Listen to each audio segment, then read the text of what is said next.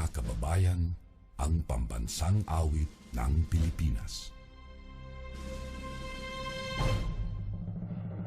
Kayang mag-ibig, dalas ng sinakanan, alam ng puso, sa dikit mo'y buhay. Lupang hinirang, tuyang ka ng magiting, sa manluluping, di ka pasisigil, sa nagatang tutok sa simoy at sa langit ng bagaw, ay hinatang tulad, awit sa pagkayang minamahal, ang isang ng matawad mo'y tagumpay na nag-iindig, ang bituin at araw niya kailan pamay di magdidinig. Lumalang araw ng walhagit pagsinta, buhay langit sa piling mo. Aming ligaya na pagkay mga amin, ang mamatay ng dahil sa'yo. Nililigtas ang hininga, karaming mga tao. Ang dating lumang bukid ngayon'y sementeryo. Toto'y kumilos ka, balik na rin ang tatsulok. Tulad ng duma na inlagay mo. Tuktok, hindi pula't dilaw, tunay na magkalaban. Ang kulay at tatak ay di siyang dahilan. Hanggat marami ang lugmok sa kahirapan, at ang hustisya ay para lang sa mayaman. Habang may tatsulok at sila ang nasa tuktok, di matatapos itong gulo. Okay, magandang hapon po sa lahat ng mga OFW and non-OFW. Mabuhay po ang lahat. And today episode, I'm sorry kahapon wala tayong live stream.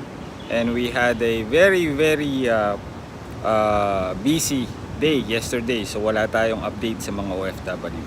So aside of that mga kababayan, marami rin tayong mga inaayos na problema ng mga OFW na nasa hotel.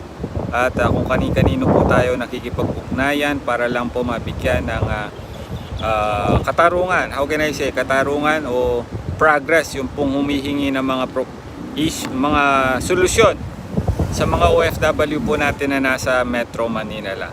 So everybody should have should understand the situation po sa Pilipinas. And as of now, talaga pong pahirapan po ngayon sa pag-uwi po, specifically ngayon po, no? So ang pag-uusapan natin ito pong green lane. Okay, kaliwat kanan po ang mga lumalabas na balita sa Pilipinas. Though wala silang sinasabi tungkol po sa green lane. At kahit po nung nakaraang DOH Town Hall para sa operation ng mga returning OFW quarantine protocols, ay many times na po nilang nababanggit ito pong 10 days quarantine. Napagtatanto ko nga po, ito ba talagang green lane ay may isasakatuparan pa or hindi na? So in this case, we will not jump into the conclusions na baka hindi ito matuloy, no? But we will just prompt it to you o makita ninyo yung mga kaliwat kanang sinasabi po ng atin hong mga kilala sa gobyerno.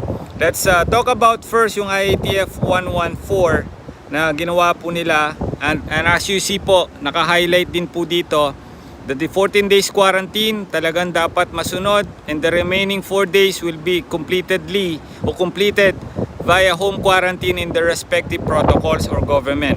Many times ko na pong sinabi ito, many times ko na rin po itong halos kinu-question sa IATF. Bakit? Dahil marami po ngayon ang mga nagkukwento, nagsasabi ng mga kanilang hinanaing tungkol po sa LGU nila. As a matter of fact, meron po tayong kaibigan dito na nagpadala ng mensahe, ngunit hindi na lang natin papangalanan pa. Sinasabi niya po dito that after ng 10 araw ng quarantine, magkukontinue ng 4 days sa LGU, but certain LGUs are not providing home isolation facilities, not even allowing home isolation kahit na may toilet naman sa loob. They want it vacant house na mag-isa ka lang. Pero ngayon, gusto nila pag OFW magstay ka sa hotel, which is ikaw ang magbabayad 1,500 per day. Wala pong food, iuuwi mo na nga lang yung pera for your family, ibabayad mo pa. Paano na lang mag-e-exit na, hindi naman mayaman. Please help us raise this to OWA and help us po. If ganito, or baka pwedeng diretso na lang sa hotel. And please keep my identity hidden po. O yan. So hindi na lang natin papangalanan po si kabayan tungkol po sa kanilang sa kanya hong problema. As a matter of fact, kinu-question ko nga po ito, bakit the IATF is saying that the 4 days remainder sa quarantine po, which is absolutely 14 days yun, 10 araw sa Metro Manila o kung saan man po lumapag, and the remaining will be continue lamang po sa LGU. But unfortunately, as I said, many OFWs are complaining sa mga LGU. Some of them are not being provided a proper isolation facility. Some of them nagbabayad ng hotel. Some of them they are being allowed via home quarantine, pero humahaba ang araw. Mas mahaba pa nga po. So what we are saying is that sa IATF in particularly, no, if this issue is not gonna be a fix, why don't you allow the OFW to shorten their quarantine upon arrival sa Metro Manila man lang, and then ibuhos nyo na po yung mas mahabang quarantine sa LGU, which ganun din naman po ang nangyayari. 14 o 10 days sa Metro Manila or sa Cebu or kahit sa Clark, Pampanga, and then pag umuwi sila sa kanilang probinsya, another sakit sa ulo. Some of them, they are paying their rent, at hindi naman lahat ng mga LGU ay nagbabayad o mayroon silang libreng facility para sa mga OFW, at nakita nyo na nga po ito. Kung maaalala ninyo, ito pong issue ng mga hotel ay napag-usapan na nga po ng atin o nabigyan na nga po ng tugon ng atin Pangulo. Sinabi niya po ng nakaraan, hotel accommodation for returning Filipinos, nabanggit po ni Pangulong Duterte, and he is ordering that the government shoulder the funds for 10-day quarantine for returning Filipinos who are suffering from expenses such as testing and hotel quarantine. Dagdag pa niya, specifically, he ordered the DILG and the Department of Social Development and Social Welfare and Department to oversee that the government must fund the accommodation for quarantine for the OFW. Ang sabi ni Pangulong Duterte, and I quote, "I am ordering everybody now, including the government units, yung hotel nila, babayaran ng national government. As to when there is a money, we will do as fast as we can." Yan po ang sinabi ni Pangulong Duterte. Dagdag pa niya, the unutilized fund from Bayanihan to Recover as One Act or Bayanihan 2 law may be used for returning Filipino expenses for the quarantine. Sabi pa ni Pangulong Duterte, "I understand the sentiment of the OFW. They are itching to go back home. I understand that it could be something like purgatory, going home and finding yourself sequestered for 10 days. Yan po ang sinabi ni Pangulong Duterte. Ito na lang. You know, Congress appropriated so much money for Bayanihan. I think that there is may residual na naiwan at behoves upon the government to pay upon expenses of every returning Filipino. Kaya bigyan natin ng malaking pera ang Congress." Yan po ang sinabi ni Pangulong Duterte. Wait lang po.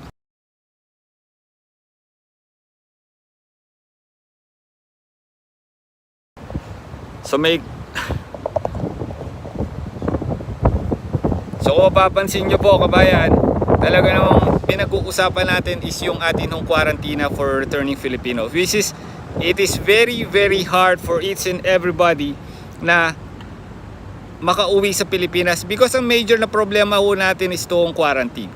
And ang ating gobyerno, specifically ang DOH at ang IATF, they don't like to shorten the quarantine ng mga OFW. In fact, ito po yung naging buod or pagpapaliwanag po kanina lamang po, no, ni Cabinet Secretary Carlo Nograles, tama po ba?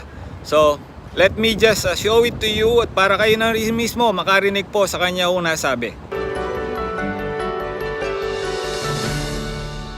Nagbabala ang UP National Institutes of Health na dapat pang higpitan ang border control para maiwasang madagdagan ang kaso ng Delta variant dito sa Pilipinas. Sa 17 kasong naitala sa bansa, lahat umano ay galing sa dumating na mga biyahero. Pinakamahusay pa ring panangga laban sa mga nagsusulputang variant ang pagpapaturok ng bakuna laban sa COVID-19. Sa puntong iyan, makakausap natin si Cabinet Secretary Carlo Nograles, ang co-chairman ng Interagency Task Force. Good evening po sa inyo, Sec Nograles. Magandang gabi sa iyo, Menchu, at good evening po sa lahat ng nanonood ngayon. Sec, nabanggit po kahapon ng UP NHI na mayroon ng naitalang 200 cases ng Delta Plus variant sa 11 countries. Bagamat hindi pa raw masasabing variant of concern ito, ano pong mga paghahanda ang ginagawa ng gobyerno para ma-prevent ang pagkalat ng Delta variant sa Pilipinas? Yes, actually yung Delta Plus variant, bagong mutation yan ng Delta variant, no? But ang bottom line natin dito, itong Delta variant talaga yung very, very worrisome, no? Not just for the Philippines, pero para sa buong mundo. In fact, right now, ang sinasabi nila, the Delta variant is already found in 85 countries. So yung 10-day quarantine rule po natin, very important yan. At nakita po natin, it really worked doon sa 17 na nag-positive ng Delta variant dito sa ating bansa na mula sa abroad. Dahil sa 10-day quarantine rule po natin, ay na-discharge natin sila na hindi na sila nakakahawa. So we have to really stick to that 10-day quarantine rule. And we're happy na lahat ng airports ngayon ay sinusundan itong 10-day quarantine rule po natin, lahat ng international airports. Kasi mapasukan lang tayo ng isang Delta variant, things will really drastically change, no, on the ground. Kahit isang Delta variant lang yung pumasok dito sa atin, magbabago talaga. That's why importante na lahat ng airports talagang higpitan natin yung 10-day quarantine rule. So you would say po na yung border control natin, satisfactory po yung pag-implement nito across the board, ika nga? Yes, because right now, wala na yung dati kasi nating concern is that yung sa there was a policy by one LGU, but okay na yun, wala nang problema. No? So lahat po ng mga airports natin should really stick to that 10-day quarantine rule. That's the reason why we are really we're really strictly following that. No, that being said, pupunta rin po tayo ng Cebu ngayong Tuesday para to also check on the quarantine controls being done in Cebu. And we really have to have that common stand talaga in terms of how strict we should be in terms of border control. Well, yung 17 cases ng Delta variant na na-record dito sa bansa ay puro nga mga papasok na travelers. May balita po ba kayo kung kumusta na ang lagay ng mga nakitaan ng Delta variant? Well, yung isa is still... Okay, so hindi ko na tatapusin yung video po ni Carlo Nograles, which is co-chairperson po ng IATF. It is very clear that the 10 days quarantine will be imposed indefinitely. So ito pong green lane na suggestion natin lahat ng mga bakunado, either you're vaccinated 1 dose or 2nd dose, malabo pang mangyari to. For the time being, as we speak, ito nga pong Delta variant ay nanganak pa ulit, no? Nanganak pa, as they are saying, meron na namang Delta variant plus, no? Delta plus variant naman na tinatawag. Kumbaga itong Delta nanganak na naman. So mahirap. In this case, napakahirap po. So what we are suggesting, no? In fact, ilang beses na akong nag-attempt to send a message many times sa atin ng mga kilala sa national government, including this IATF, OWA, and DOLE, whatever.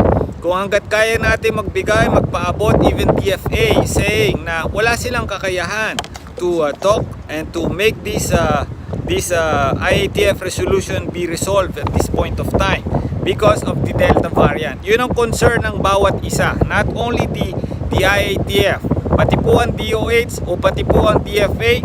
the same lang po ang sinasabi po nila. Because of the Delta variant, now nanganak pa. At meron po itong tinatawag na Delta variant plus. So what if you just look at it, no? Tingnan nyo po. Tama ba ang hinala natin na baka hindi na tumatuloy for the time being as we are speaking, dahil nga po meron tayong Delta variant plus. Nanganganib tayong mga Pilipino. Well, I'm not encouraging you na magalit po, no? But I know for the fact yung eagerness ninyong makauwi sa Pilipinas, pagkakaroon ng stranded, no, sa abroad, cancellation of flight, that provoke you to get angry, no? So it's not me, it's you, na kung bakit marami rin po nagsasalita sa mga OFW na tila sinasabi nila, let us understand the situation. Yes, we understand, no? We understand. We are fully aware on what is happening on the ground. But as what they are saying, the expert is said, yung pong pagpapaturok ng Pfizer, ng AstraZeneca at iba pang mga bakuna ay proven that it is effective to fight against with the variant, including the Delta variant. So if the person na OFW umuwi sa Pilipinas coming from abroad, I don't think that napaka-less lang, no, ng porsyento na ito po ay hawahan ng COVID-19 na variant o makadetect o mag-uwi ng infection. As you know, ito pong 17 na COVID variant positive, 16 of them are okay. Absuelto sila. Only one guy still remain in the hospital. And if you try to look at it, nako-contain naman po yung COVID variant Delta. So what we are suggesting to the government, okay, let us be specifically na lang, no? Let us be specific on this. Why the government don't like to add more hotels? Better. If you add more hotels, and ito pong 10-day quarantine na hindi talaga mabale, at least you add more hotels that make us easy, no? That makes us life easy, that accommodate many Pilipino, overseas Pilipino. Dagdagan nyo po ang hotel quarantine ng mga returning Filipino in order na ma-accommodate nyo. Kasi kabayan, try to realize din po, ito pong 7 countries which is on the travel restriction listahan ng Pilipinas are subject to be, ayoko naman nung sabihin, but what I am seeing and what I feel is that baka pa matuloy pa ito, baka ma-extend pa. Wag naman sana. Ito, with all the respect for those people who are in UAE and Oman, as much everybody knows how we feel, and everybody knows kung kaano tayo ka-eager to help those OFW na nasa UAE at Oman. But kung ganito ang sinasabi ng ating IATF as well as the experts is saying, okay, 10 days quarantine should be imposed at walang nadadagdagang hotel sa atin sa NCR itself. We support approximately meron lang na 183 hotels ang OWA. Do you really think that it's enough? No, it's not enough. So we are pleading to the IATF, at least, you know, alam niyo naman po na meron 10 days quarantine and kayo na rin po ang nag-impose na ito. Why don't you just listen to us? Wala naman sinabi yung OFW na hindi susunod sa protocol. Is there anybody among the OFW sinabi ayaw namin ng quarantine? Wala nagsabi. May nagsabi ba sa mga hanay ng OFW na wag na kami swab test? Wala ho. But what we are saying is that we just wanted to go back home to the Philippines, to our family. And everybody knows, even kahit hindi naman kayo OFW, alam niyo naman ho kung gaano kahirap mawalay sa pamilya natin, hindi ho ba? This is exactly where the OFW is concerned and where we stand. Dagdagan nyo na lang ho. Total, hindi rin naman pala mababago yung kwarantina ng mga Pilipino dahil nga po nagsusulputan na bagong variant dyan sa Pilipinas. At kung titingnan mo, kahapon nadagdagan lang na positive sa mga OFW sa 10. Out of 6,000 plus na nadagdagang kaso kahapon, and today, sa 10 lang ang mga OFW yung nagkaroon ng COVID-19. And how much more yung COVID variant? Halos wala nga eh. Diba? This is only 17 or 16 COVID variant. And aminado ang DOH that they contain it. No? Na-prevent na nga po eh. So paano nyo nasasabi na yes, we Filipino are vulnerable. We are, how can I say? We are open and madali talaga kasi we are from overseas eh. Pero naniniwala ba kayo na walang OFW ang gusto magkaroon ng infection?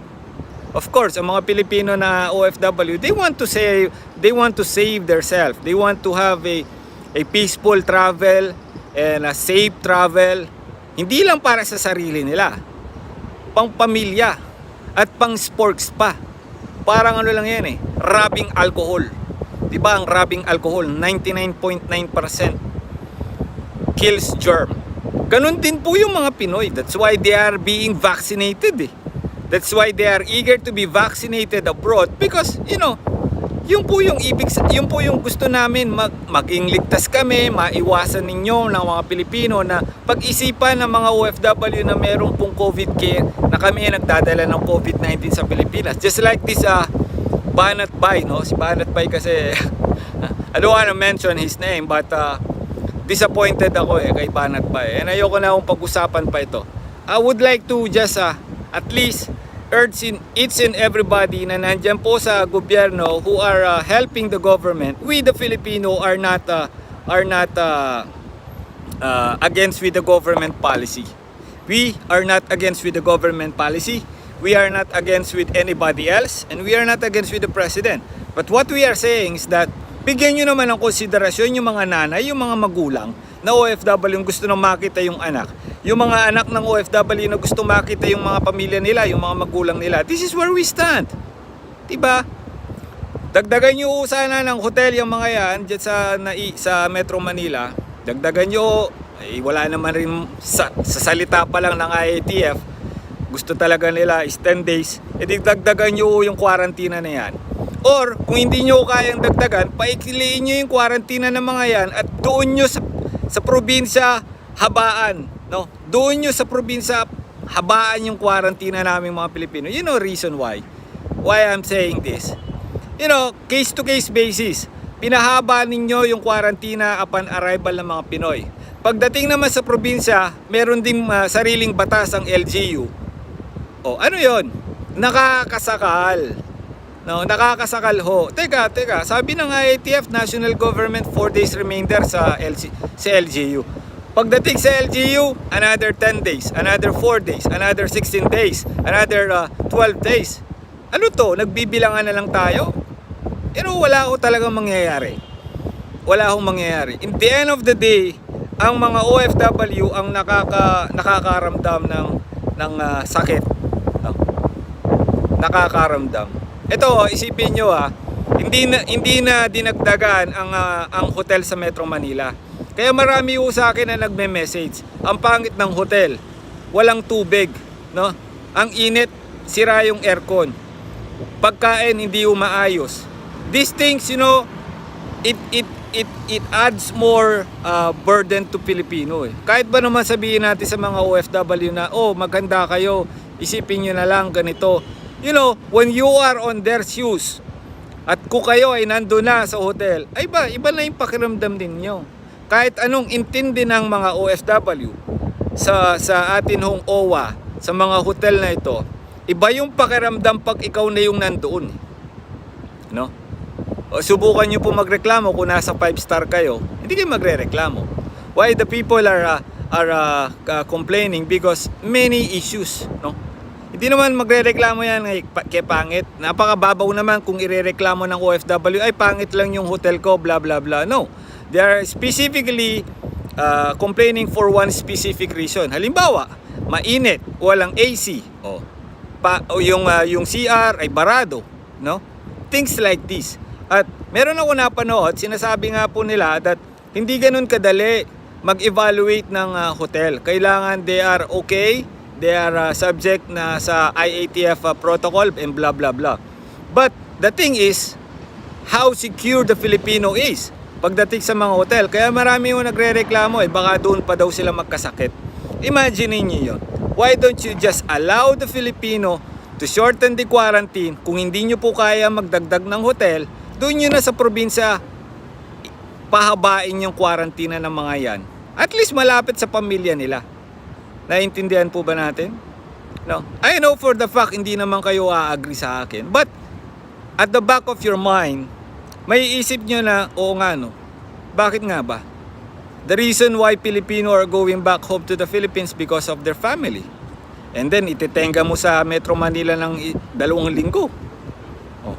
Diba? Maraming mga Pilipino nagre-reklamo. It's not only, kahit po Pangulong Duterte, sabi niya, I feel the sympathy of the Filipino.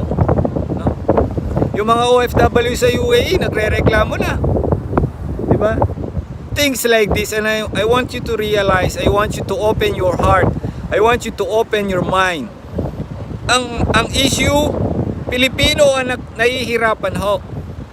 And I'm speaking in behalf of many OFW. For real. No? Ako, how many times I attempt to go home? How many times we attempt to go home? How many times we attempt? Maraming beses. But what makes us stay in the Saudi Arabia? Why? What? Because of this protocol. Changes. Marami. No? And hindi mo may enjoy yung bakasyon mo eh. No?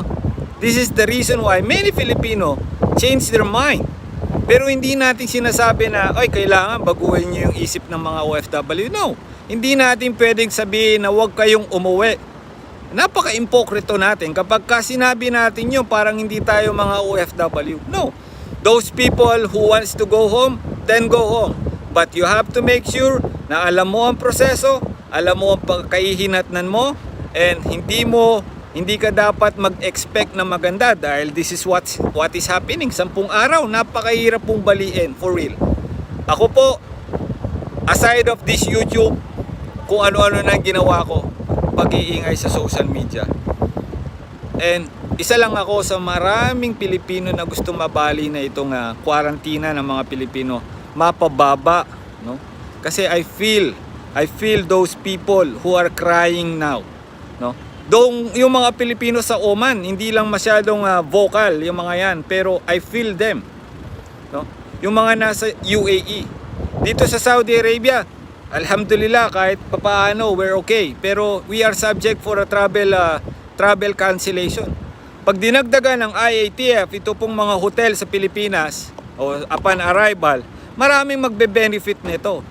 Even the restriction of these countries will be, mabawasan. Bakit? Because they have more quarantine facilities to accommodate many Filipinos. Yun lang naman ho eh. Ano bang mahirap doon, IATF? Ano bang mahirap doon? May bayanihan law 2. Meron tayong pinag-uusapang pondo. Binigyan ng pondo ng Pangulo yung Kongreso to accommodate the needs of the returning Filipino. And we are pleading you. Nakikiusap po kami. Dagdagan ninyo ang hotel. Utang na loob, no? IATF. Kung sino man ho dyan, senador, sana maisip nyo yun. Ha? Kasi ang napansin ko yung mga senador, hindi ko alam kung napansin nyo rin, they focus on the shortening of the quarantine, but they don't look, hindi nila nakita na yung IATF resolution nila ay hindi natutupad. Upon arrival ng OFW sa LGU, hindi na nila alam na, ay teka, nadadagdagan pala. So for those people, Senator, kung alam nyo lang, bakit kami alam namin, kayo hindi? And you just focus on the shortening of the so-called quarantine. Diba? Kabayan, I love to continue this live stream, but I have to go and may bisita lang ako. Nandito po yung Polo Riyadh. They visited me and I want to continue the talk. But anyway, I hope that this video will open their mind, open their eyes, the situation of many Filipino. I will answer your questions sa comment section. Just please comment down below and I will try my very best to answer that. And you can also send a message to my Facebook page. And mamaya meron tayong Facebook page live. I'm really sorry but I have to go kasi nandito yung mga bisita natin, mga official po. Sorry, official lang ng Polo. Anyway, maraming salamat po mga minamahal naming kababayan. Hanggang sa muli natin pagkikita, I will be answering your questions sa comment section po. Mabuhay po kayo and pasensya na muna, nandito yung polo and I have to answer them. Thank you po.